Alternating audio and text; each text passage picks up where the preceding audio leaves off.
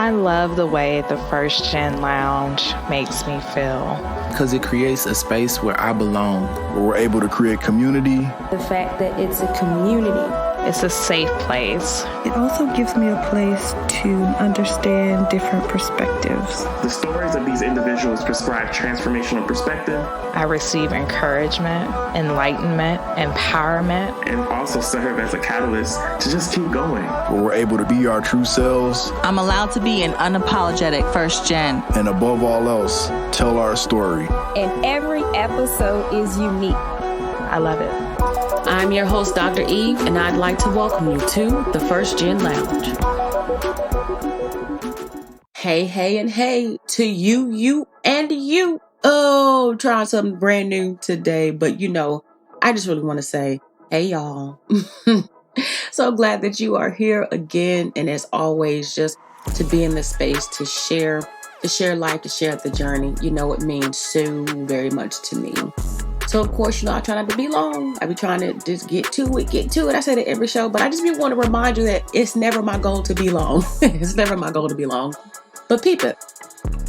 All right, so if you don't know, now you're about to know that I did a masterclass called Seeing the Big Picture. Essentially,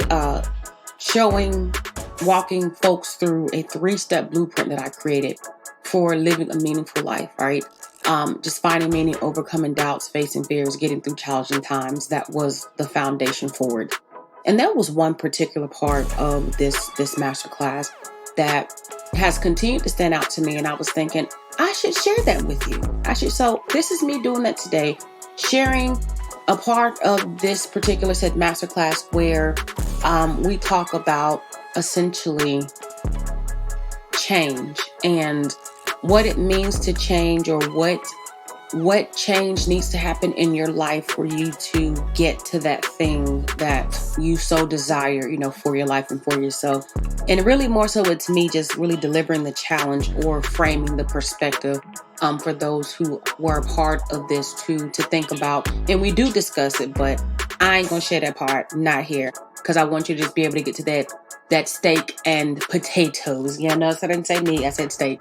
But steak and potatoes of this particular part, even as a way to reflect for yourself, because I'm all about personal growth. And so without further ado, let's just go ahead and just get into it. Just go and get into it. Here you go. Imagine life 5 years from now as you're thinking about how I'm going to go ahead. How can I realign myself? What do I want? Do I want to lose more weight? Do I want to make more money? Do I want to head a department? Do I want to start a nonprofit? And is this aligning with my values? But then the G, what needs to change? Are you overwhelmed and frustrated because you're not living in accordance to what you value? And because you're not dreaming or thinking about what you want, so you just kind of run in circles, just doing something and hoping to figure it out? It's important that we're intentional about what we want for our lives in order for us to continue to have direction, right? But then what do you need to change? So is it eating habits for you to get to where you want to get in 5 years? And is that habit aligned with the value of having freedom? Because you don't have freedom if you're not well, because you're going to maybe bound to the house, or you might not be able to travel like you want to, simply because you may not have the help that you need. Or financial stability is something that's important to you. What are you doing to change your financial landscape?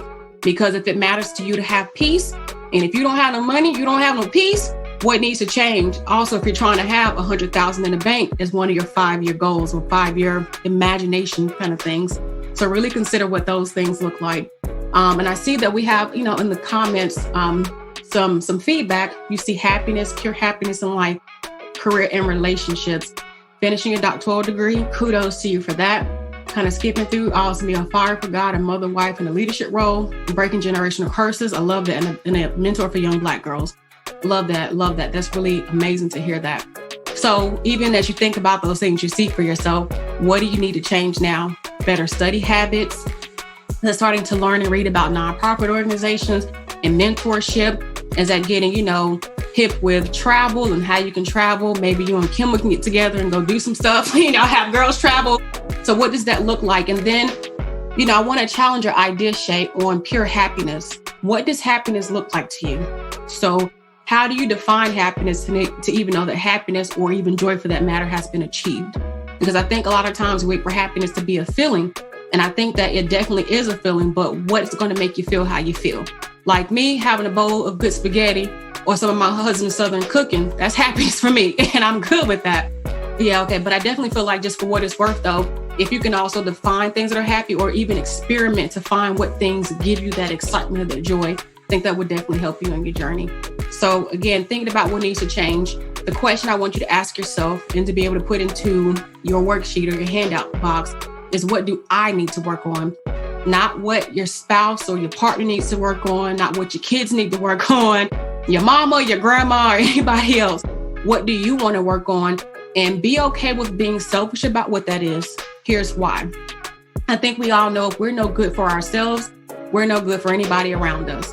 So what are things that you want to work on to feel good about yourself, the direction of your life, as well as considering how these things are going to help you move toward those 5-year goals, or those things you can imagine for your life 5 years from now, but also align yourself with those things you value. See, notice it's kind of like a pyramid to it's a box. They all go hand in hand.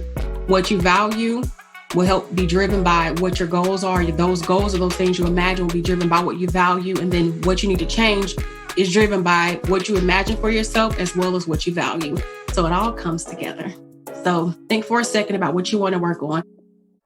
All right. So I hope that you enjoyed that. And I will say, just for myself, I really have enjoyed the playback, even watching the video and sitting through my own content, like, to grow myself. And so what I'd like to do even now, if you really like that and you was like, yeah, I want more of it, if you go to First Generation University, it's actually posted under past and future trainings. So if you go there, you can access the content, the masterclass replay, and just go through it, and then watch it as much as you want, and just reflect, and again, to grow and to be. So on that note, just remember to stay intentional. Know that you and your life matters. Know that I love you. And most importantly, keep pressing forward. All right, I'm out. Peace.